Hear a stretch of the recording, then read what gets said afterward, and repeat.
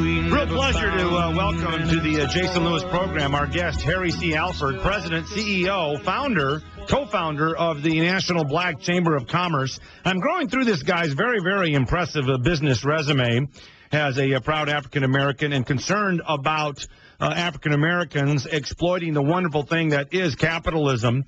But you go back through his military record, top honors as a company commander in the Army Officers Candidate School, one of the great leadership advocates when it comes to sales and executive positions at Fortune 100 companies. But I was struck by this. With all his accomplishments, he is regularly called upon by Congress to testify at various committees. Well, Harry C. Alford was doing just that last week when finally we had somebody in the United States of America who was willing to give as good as they get when they're hauled in front of Congress. He had an exchange with California Uber environmentalist Barbara Boxer about the virtue of cap and trade.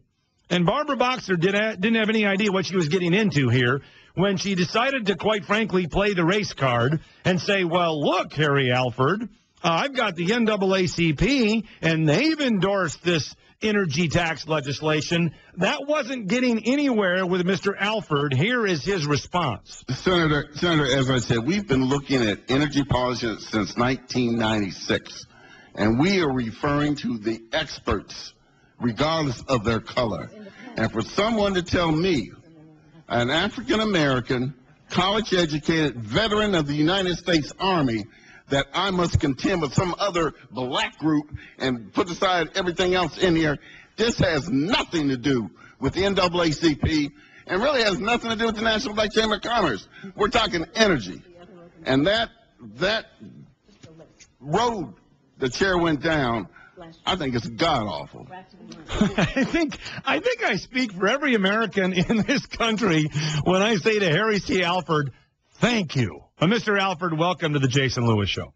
Thank you, Jason. Glad to be on.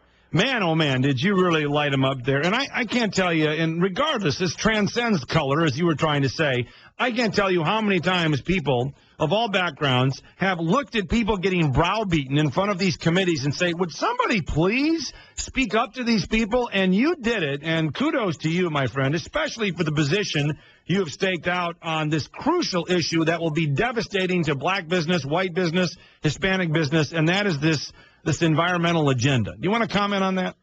Yeah, America deserves an energy policy.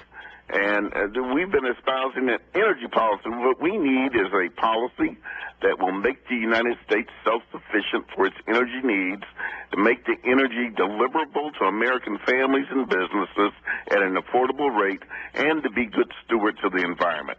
Those three principles.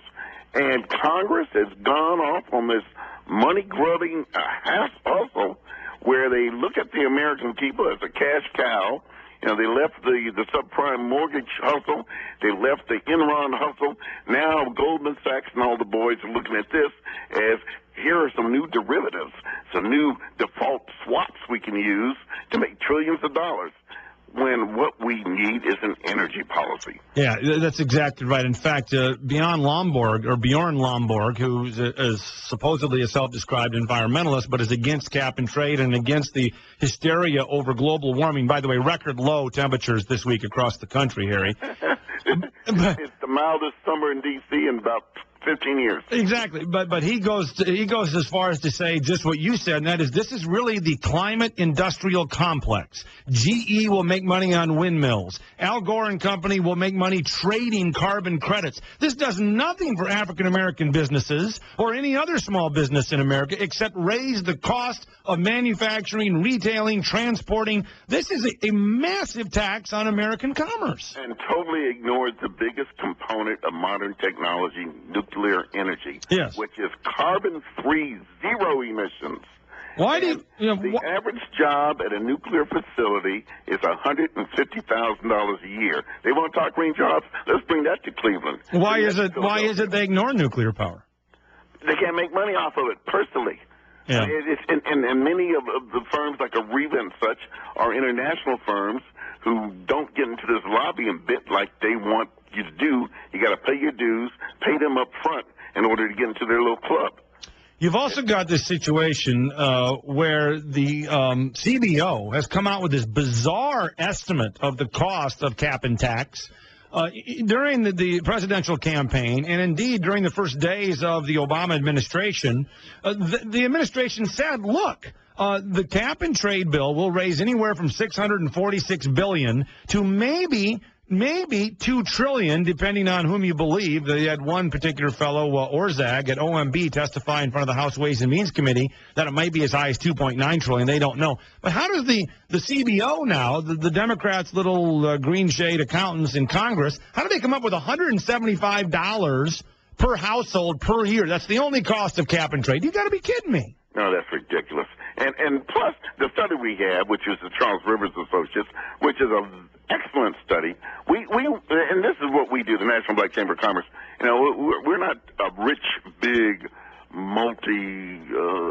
think tank, but what we do is we want to have a reputable firm. We'll go to a reputable firm like Charles Rivers and say, we want you to do a study. Right. And we will put our name onto that study.